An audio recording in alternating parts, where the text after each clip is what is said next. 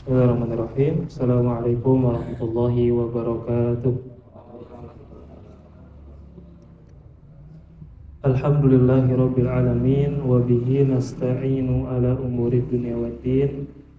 Asyhadu an la ilaha illallah wahdahu la syarikalah wa asyhadu anna Muhammadan abduhu wa rasuluhu alladzi la nabiyya ba'dah.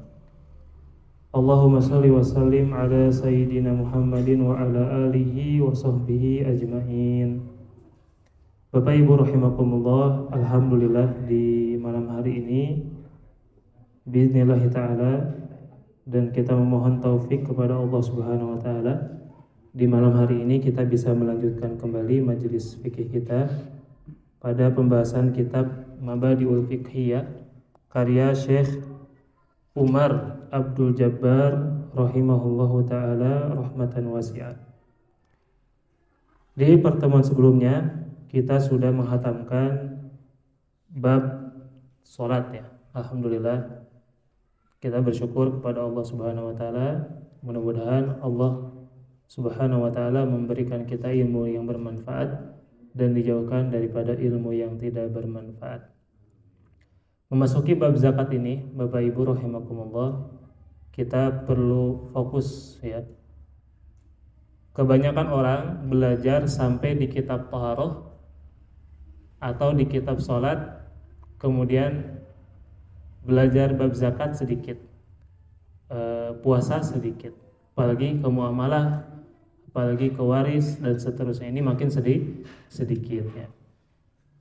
Kita semua tetap membutuhkan yang namanya fikih pada segala aspek, termasuk fikih zakat. Terlebih lagi zakat ini merupakan salah satu dari rukun Islam yang 5. Syahadat, salat, zakat, puasa, dan ibadah haji.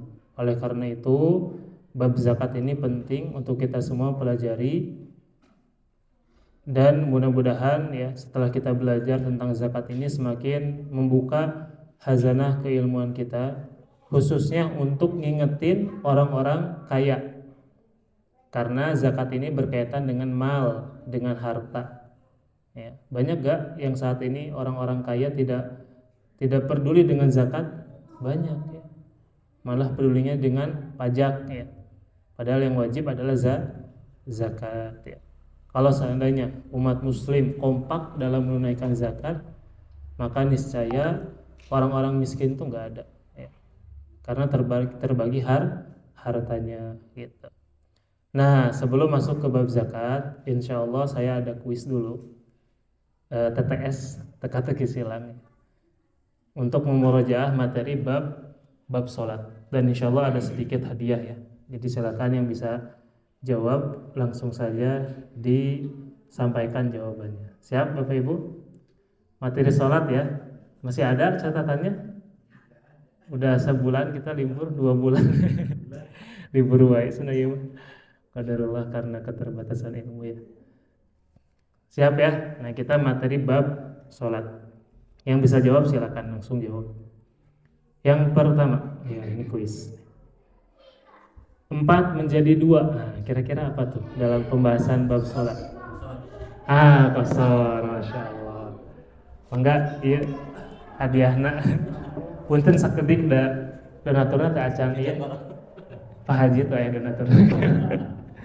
Dimension helanya. Jawabannya apa? Qasar, betul ya. Berikutnya pertanyaan yang kedua. Siap Bapak Ibu? Salah satu uzur sholat, lihat baris ke ini nih, mendatar 4 huruf.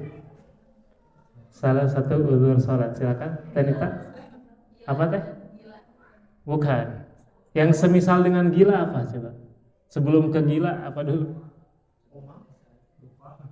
Lupa, betul Manjidan ya. Masya Allah. Mangga Manjidan punten ya, kanggo hadiahnya. Jawabannya lupa ya, Masya Allah, betul. Berikutnya nomor 3. Jika ditinggalkan disunahkan sujud sahwi. Nah, ini salah satu istilah sunnah ya. Sunnah dalam sholat ada 2, masih ingat? 3, jika ditinggalkan disunahkan sujud sahwi. Nomor 3, mendatar 4 kolom. Ada 2, ya. Ada yang ingat? Kalau nggak dianulir nih.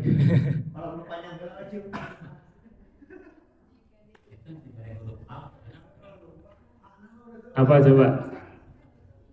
Nu panjang heula mah ieu pas digeser langsung jawabannya soalnya. Ada yang bisa jawab? Saya kasih clue deh. Terakhirnya D. Silakan buka catatan. Terakhirnya D. Sunnah-sunnah sholat yang jika ditinggalkan disunahkan sujud sahwi. Apa aja sunnah-sunnah sholat yang ditinggalkan sujud sahwi? Tasyahud awal, kalau lupa sujud sahwi. Kemudian kunut, kalau lupa sujud sahwi. Apa teknik tak? Ab'ad, betul, masya Allah. Jawabannya ab'ad ya. Nanti diambil pas isya insya Allah. Berikutnya nomor 4, siap Bapak Ibu? 4 menurun, berapa kolom? 1, 2, 3, 4, 5, 6, 7. Ada 7 kolom. Nomor 4, hukum azan adalah sunnah titik. Salah. Kompak muakkad. Sunnah apa? Salah.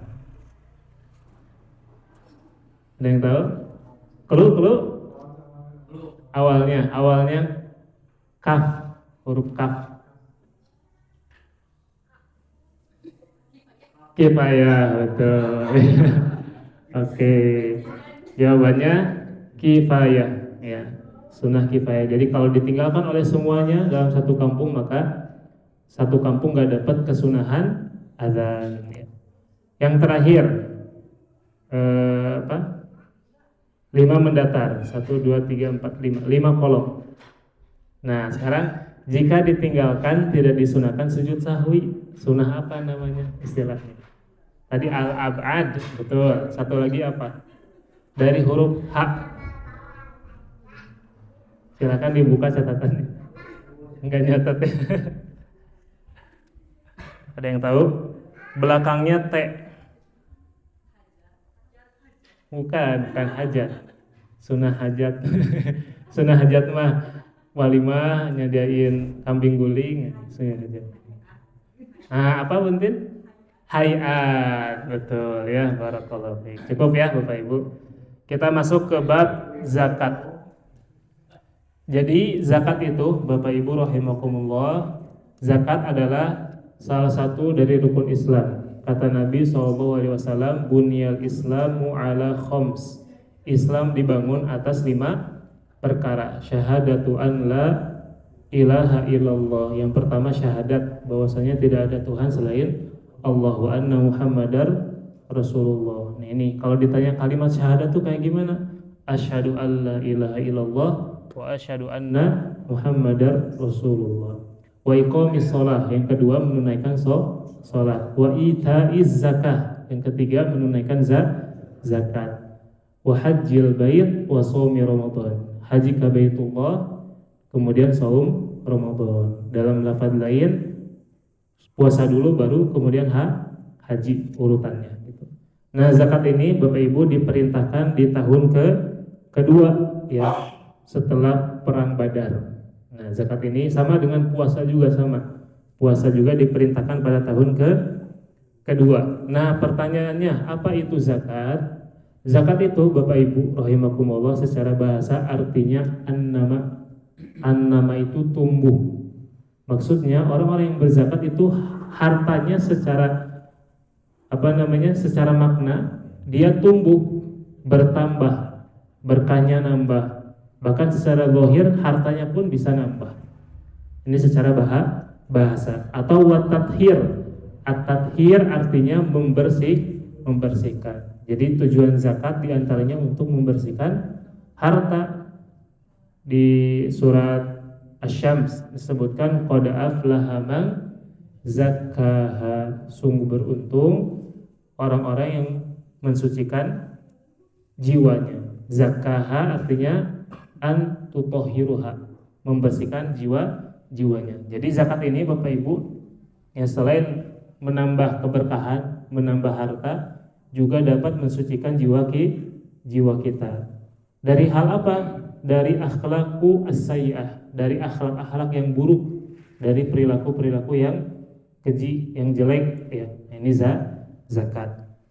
Kemudian yang berikutnya disebut zakat juga karena sebab tumbuh harta. Jadi ketika seseorang mengeluarkan zakat, Bapak Ibu, hartanya berkurang enggak?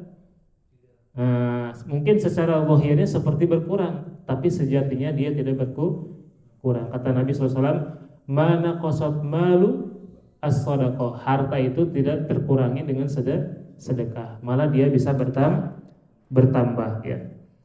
Kemudian adapun secara istilah, zakat adalah ikhraju miqdaru makhsusin min amwalin makhsusatin li fi'atin au jama'atin makhsusatin bi syuruti makhsusatin.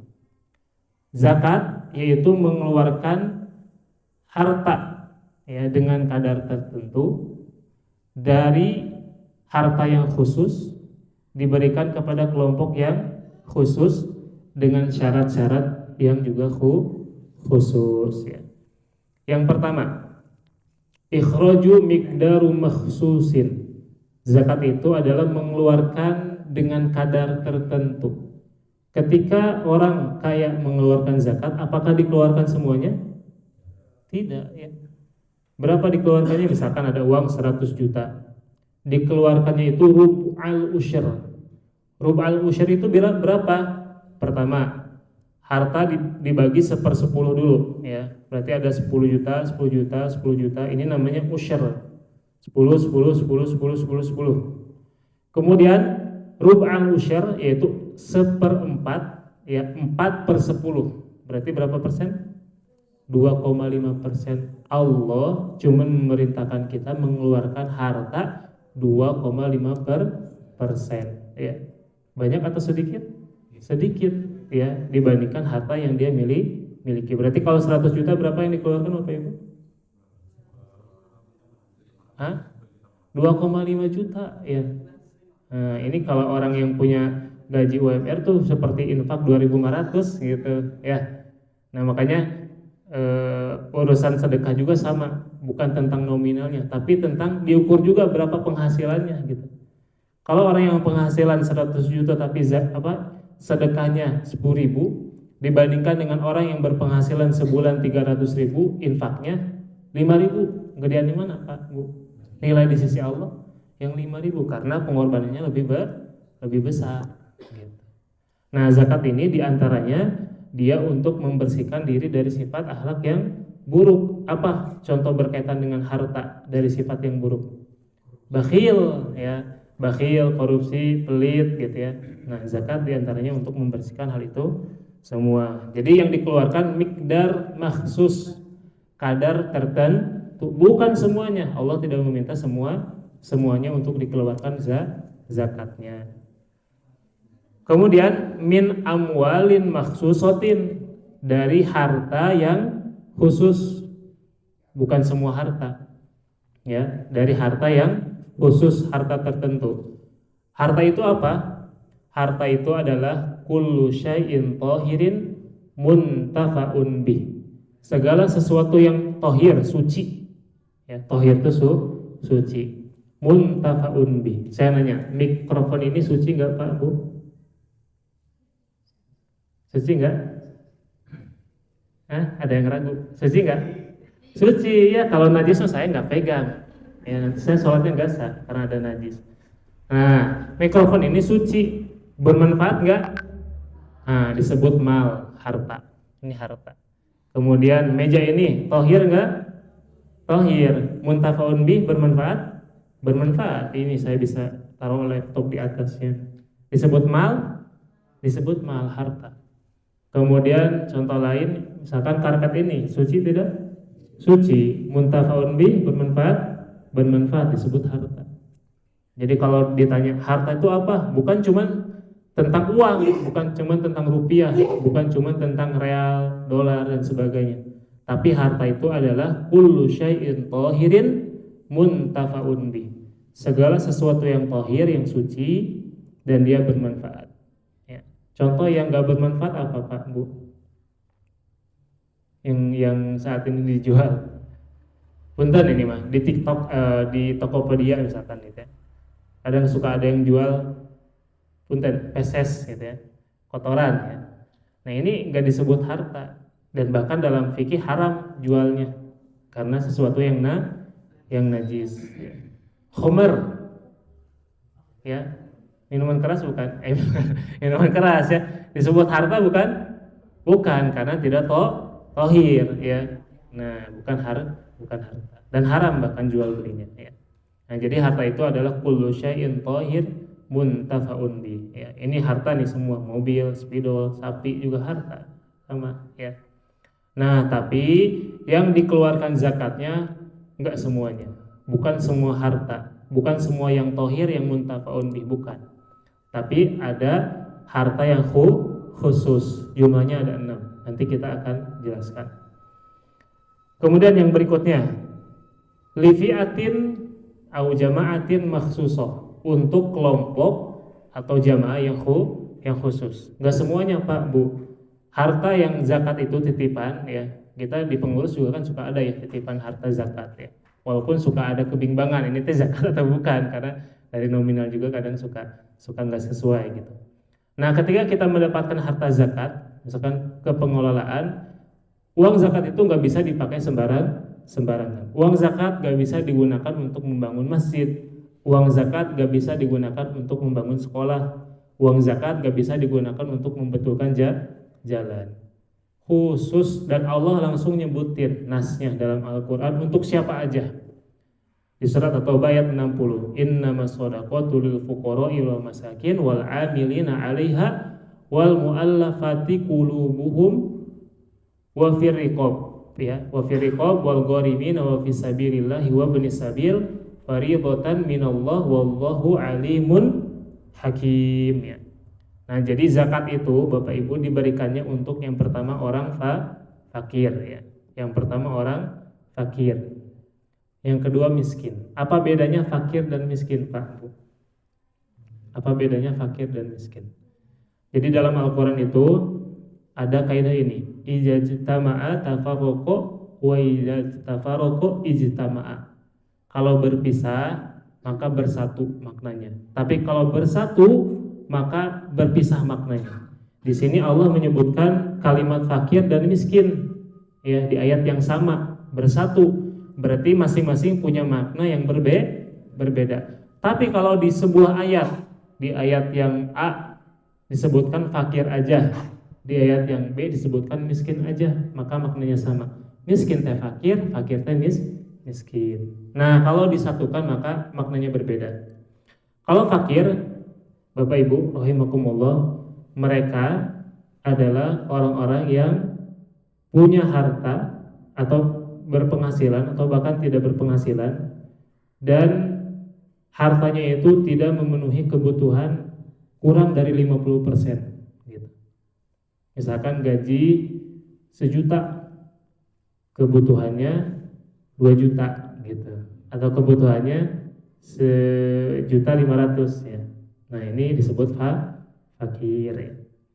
Adapun miskin ya, mereka orang yang kebutuhannya ya, kemudian dengan gajinya itu tidak mencukupi, kurang daripada 100% ya. Maksudnya 50 ke atas sedikit kurang gitu. Misalkan gajinya 1 juta, kebutuhannya 1 juta juga ya. Nah, ini pas gitu kan ya. Nah, ini disebut miskin ya. Karena kebutuhan pokoknya itu dia kurang ya, habis gitu.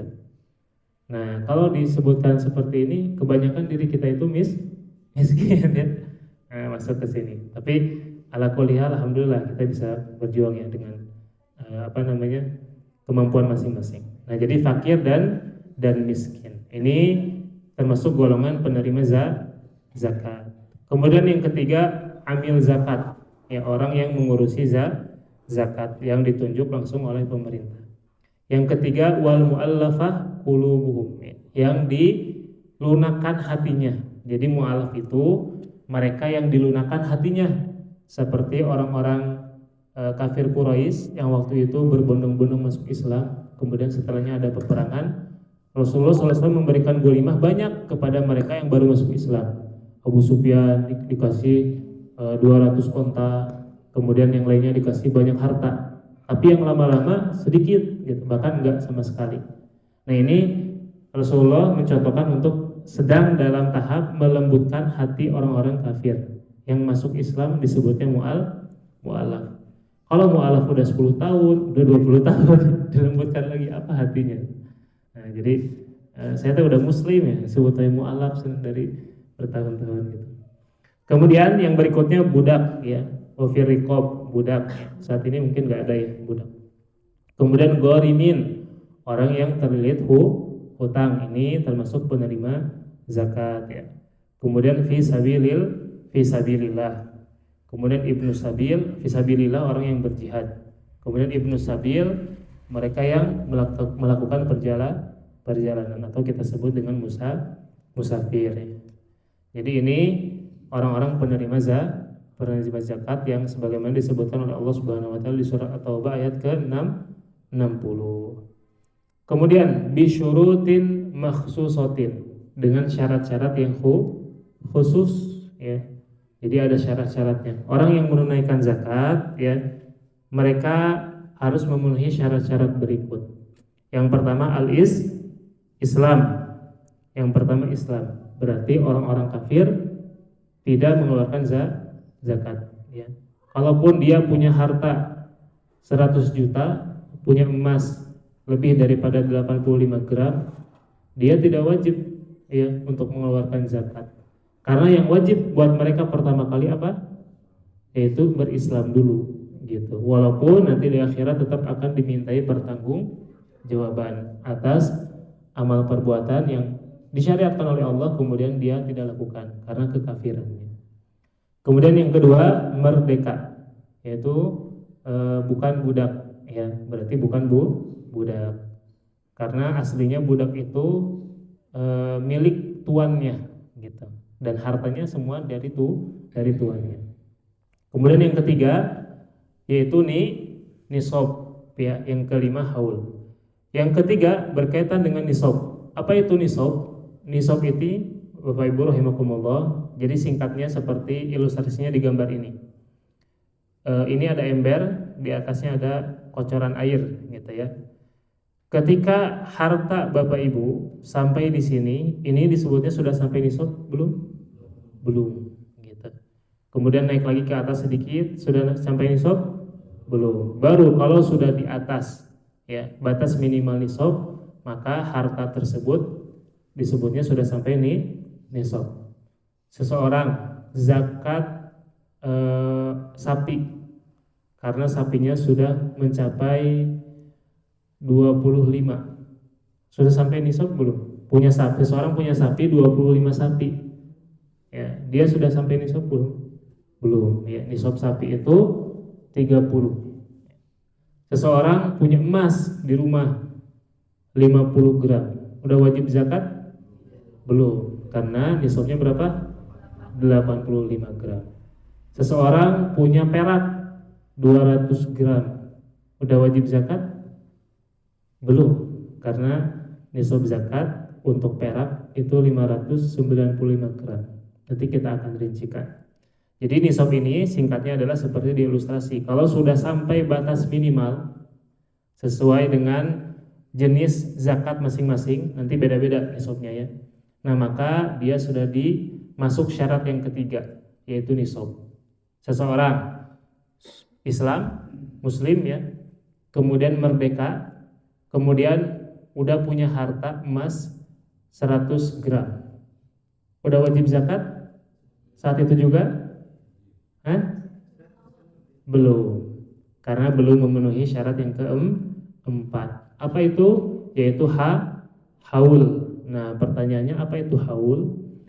Adapun haul ini, nah ini nisab ya tadi sebelumnya, miqdarun minal mali haddadahu syariah. Adapun nisab adalah miqdarun minal mali haddadahu syariah, kadar harta yang telah ditetapkan oleh syariat untuk wajib zakat. Jadi aturannya sudah diatur sama syariat, bukan ngada-ngada. Kamu udah punya 50 gram, sok zakat sekarang. Kamu kemarin minjem ke saya 2 juta, sok kalau udah ngelunasan ya zakatin 2,5%. Nah, nggak kayak gitu, ini keliru ya. Saya beli emas nih, beli emas, kemudian kamu harus langsung keluarin 2,5%. Nah, ini juga keliru, karena zakat itu ada aturannya dari syariat, nisabnya juga ada aturannya. Gak serta-merta langsung ngeluarin. Kalaupun ngeluarin ternyata itu bukan zakat, bisa jadi itu sodako atau infak, karena gak memenuhi syarat-syarat yang ada tadi. Secara umum yaitu Islam, merdeka, nisab, dan hak mencapai haul. Adapun haul, Bapak Ibu rahimakumullah, ini itu satu putaran dalam 1 tahun menurut kalender hijriyah. Contoh, seseorang di 10 Ramadan tahun 1446 hijriyah, hartanya genap di 85 juta, atau misalkan 100 juta lah, anggap 100 juta. Sudah sampai nisab belum? Sudah ya, 100 juta. Harga emas berapa sekarang segram? 2 juta. Aduh iya belum berarti ya. Harga emas. Anggaplah misalkan contoh ya, sebagai contoh 150 juta. Berarti sudah mencapai nisab. Kemudian masuk ke Ramadan berikutnya. Tahun berikutnya di tanggal 10 juga, tahun 1447 Hijriyah. Kemudian dia sudah wajib tidak? Sudah wajib. Ya, kenapa? Karena sudah memenuhi 4 syarat berikut. Dia muslim, dia merdeka. Hartanya sudah nyampe, sudah 150 juta. Sudah melewati haul, 1 haul, sudah. Maka dia wajib mengeluarkan zakatnya. Gitu. Berapa? Nah, nanti kita akan rincikan berkenaan dengan wajib zakat berapa yang dikeluarkan. Nah, adapun haul, Bapak Ibu rahimakumullah, antamur wasanatun qamariyah min bulughil mal an-nisab, yaitu lewat 1 tahun qamariyah dimulai dari sampainya harta ke nisab, Pak Bu. Jadi bukan pas Bapak Ibu ngumpulin emas gitu. Beli emas tiap bulan. Sebulan misalkan beli 10 gram. Nah, bukan saat itu juga dihitung tuh. Nanti pas sampai 85 gram baru waktu itu dihitung. Misalkan Mang Jidan beli emas di bulan ini 10 gram, amin ya. Kemudian apakah di sini mulai dihitung di 5 berapa Hijriah sekarang? 12 ya, kalau 12 Hijriah. Apakah langsung dihitung? Belum ya. Kapan dihitungnya? Bulan depan beli lagi 10 gram. Bulan depan beli lagi 10 gram. Sampai ke bulan ke-9 berarti ya. Nah, di bulan ke-9 baru di situ mulai dihitung nisabnya atau haulnya. Karena hartanya sudah nyampe nisab di bulan ke-9, maka dihitung saat itu juga untuk menuju satu haul ya, 1 tahun. Nah, ketika terus berjalan sampai ke lewat 1 haul, qadarullah 10 hari sebelum masuk 1 haul kena musibah, hartanya sisa setengahnya, wajib zakat gak? Gak wajib, karena berkurang gitu. Paham Bapak Ibu? Insyaallah ya. Kemudian adapun jenis-jenis harta yang wajib dikeluarkan pada zakat itu terkumpul 6. Yang pertama emas dan perak ya. Emas dan perak ini pada dulunya ini zakat ini berkaitan dengan nukud. Nukud itu harta yang digunakan untuk jual beli ya. Zaman dahulu di zaman Nabi SAW menggunakan apa? Dinar dan dirham ya. Di zaman sekarang emas dan perak. Sama dengan rupiah juga enggak? Sama ya. Jadi rupiah juga ya, nanti ada pembahasan nisabnya itu sesuai dengan emas dan perak ya.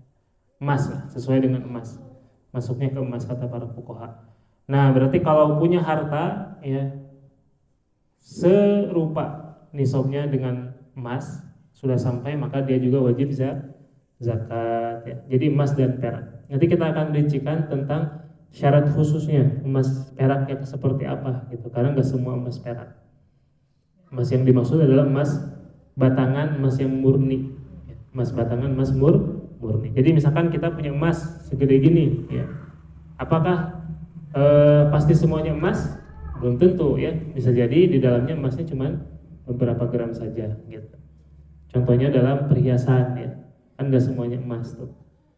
Kemudian yang berikutnya bahimatul an'am, hewan ternak. Ya, hewan ternak. Apa aja hewan ternak yang dimaksud?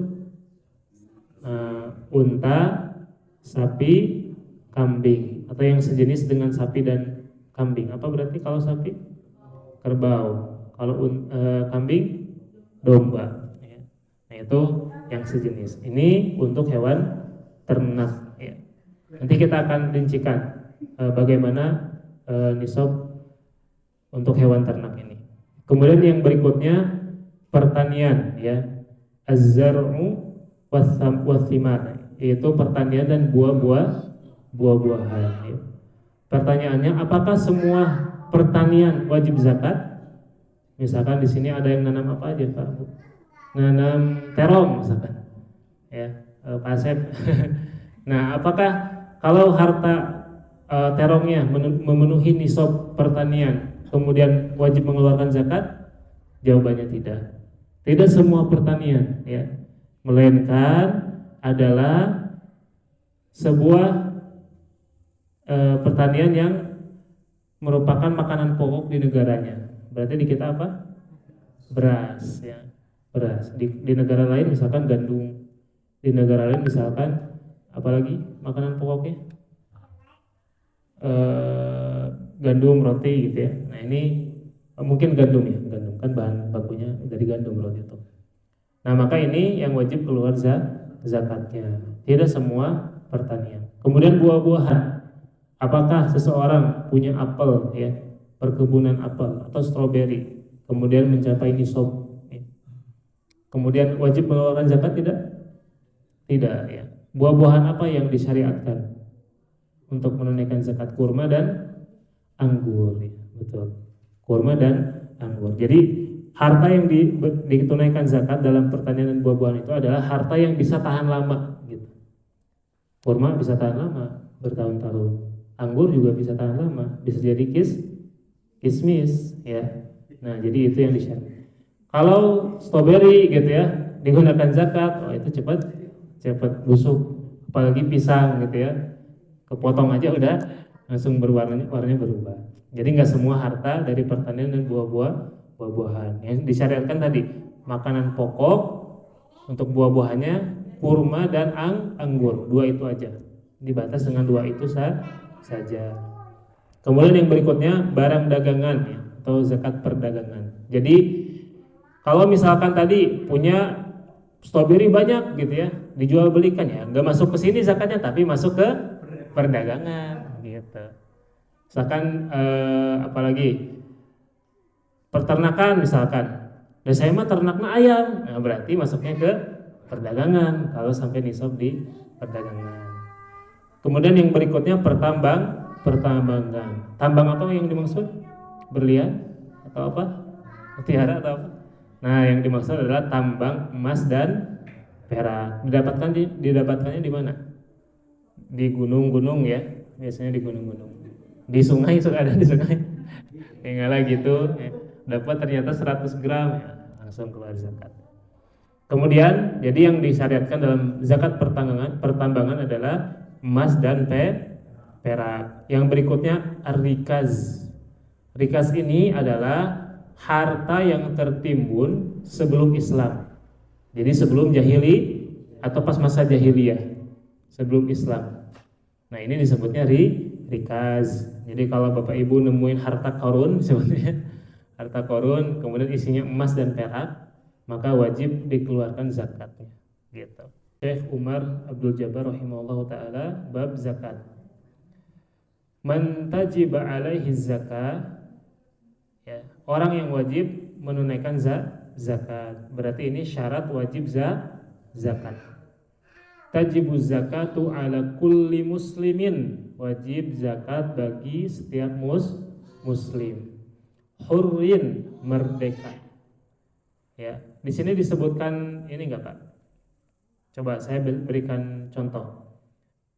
Ada orang tua kemudian punya anak, misalkan bapaknya meninggal, ibunya juga sudah meninggal lama. Bapak ini punya harta yang mencapai nisab, nisab. Kemudian meninggal bapak ini, maka hartanya diwariskan ke anaknya. Anaknya belum balik Pak Bu, misalkan baru 7 tahun atau 8 tahun, lewat 1 haul, wajib nggak zakat? Wajib nggak? Hartanya di anaknya sekarang, pindah posisi karena bapaknya udah meninggal, wajib zakat? Nah, kenapa wajib? Karena dalam syarat wajib zakat gak disebutkan syaratnya harus balik gitu. Jadi wajib bagi anak kecil pun ya, kalau hartanya ternyata lebih daripada nisab dan sudah lewat 1 haul, maka dia wajib mengeluarkan zakatnya. Kemudian contoh lain, hartanya banyak, misalkan 200 juta. Qadarullah, gila ya. Punya harta banyak tapi gila, wajib nggak dikeluarkan zakatnya? Wajib. Kenapa? Karena di syarat zakat nggak ada akil, berakal. Jadi walaupun gila, hartanya sudah sampai nisab, dia muslim dan sudah 1 haul, wajib dikeluarkan zakatnya. Kalau nggak ngerti ya sama orang yang waris gitu ya, yang sama saya urusin ngeluarin zakatnya. Tapi jangan dikorupsi ya.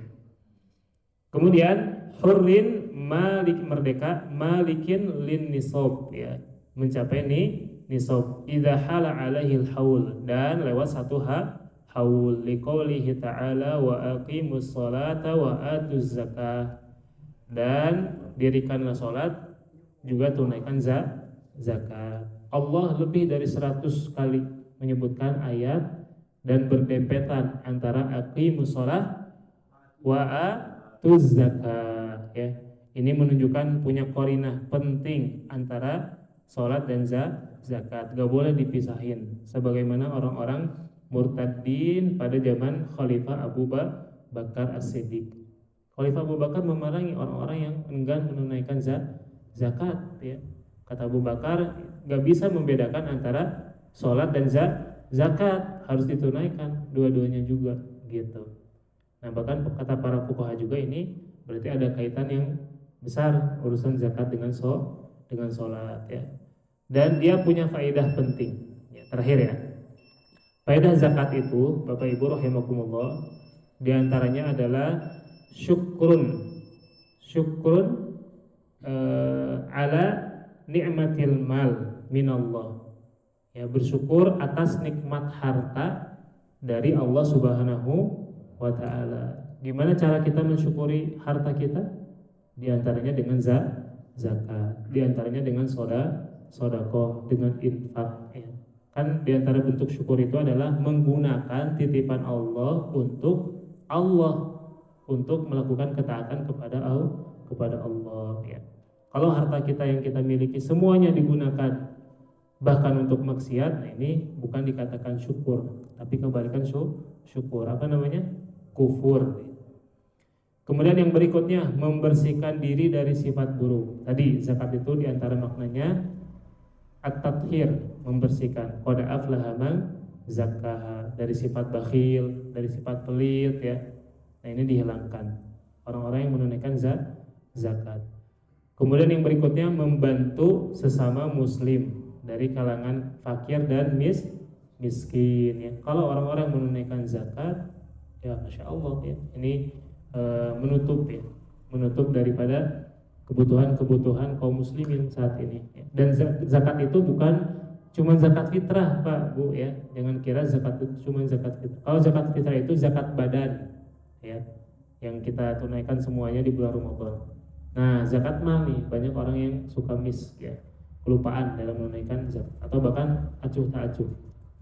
Yang berikutnya, membersihkan harta dan mendatangkan berkah. Karena tadi di antara makna zakat secara bahasa yaitu an-nama, tumbuh berkah gitu ya hartanya, bertambah gitu.